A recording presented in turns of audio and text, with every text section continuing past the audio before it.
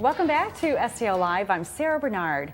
Technology has changed the way we bank and how we handle our finances, and here with tips on financial security is Laura Boadges, who is a wealth advisor at HighTower St. Louis. Laura, it is so great to have you back here at STL Live. Thank you. Happy to be here. So, you know, people are worried about, every day it seems like we're hearing about some kind of breach in our security. Our credit cards could be at risk, all this stuff. You probably hear about it all day long in your job. Yes. How much of a, is it something we should take seriously? Is it a huge issue that you're seeing? It is a huge issue, and there are lots of things that we can do as individuals that will help us.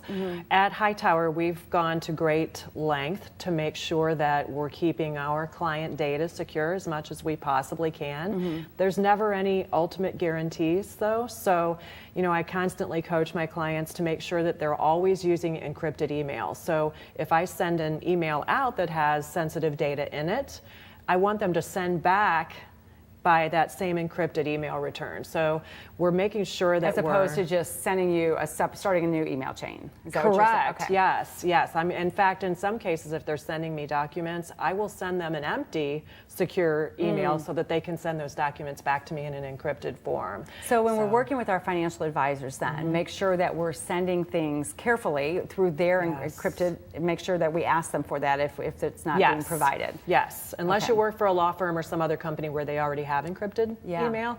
Always use encrypted email with your sensitive information. Never send your social security number, anything like that, driver's license number. And these things happen because we're looking at, I'm talking to my property and casualty agent and she needs all this data. I could say, I'm just going to send you that, or send me the form and I'll fill it out and send it back. No, not so much. Yeah, so attachments, are attachments more likely to be circumvented perhaps as opposed to? I don't know. I know you're not supposed to click on them if you get them from an unknown source. Right.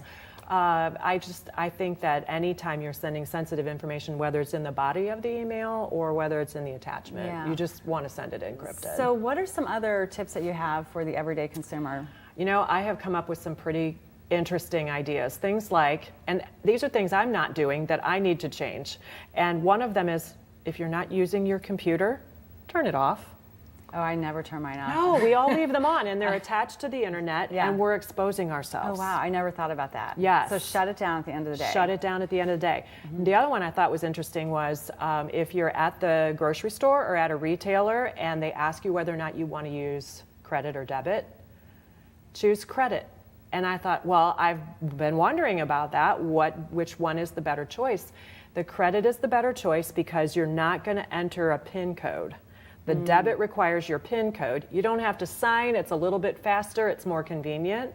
But you put your PIN code at exposure when you do that. So even with your debit card, just say it's credit. Yes. Okay. Yes. All right. So that that seems was like a really an interesting one. Tip. Yeah. The other thing I like is to set your cell phone up with a fingerprint instead of a PIN code. Okay. The fingerprint then gets changed into some sort of a crazy complicated algorithm or something that can't be hacked or duplicated. So that's a really good mechanism that's now available on all of the newer phones. Yeah. I like that one as well. So what about going back to your first tip on shutting down the computer at the end of the day? Yeah. Would you say the same is true for cell phones, because they're like mini computers? I have a lot of concern about cell phones. My husband likes to go. He'll hate me for outing him on this, but he'll go and do his online banking, and I know a lot of people do that, and it's supposed to be safe, but I get really wiggly about that. That makes me nervous. Yeah. I don't use it that way. But never ever leave your cell phone on and unlocked. Lock it immediately. Always go back in through with a PIN code or your fingerprint.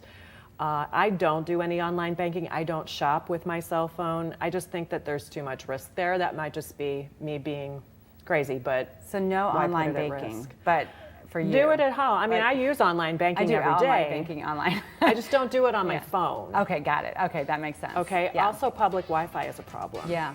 So I would never use public Wi-Fi for my online banking. Yeah. So lots of tips. We have to wrap up in a minute. HighTower is a great firm here in St. Louis. Yes. Just give us a 30-second on HighTower, who you guys We just did a merger. So Barbara Archer's wealth management firm and Carol Rogers' wealth management firm both went to HighTower and merged. Okay. So HighTower is new to the St. Louis market, but we have 2 of these incredible Barron's listed independent female financial advisors that just came together to create a mega agency.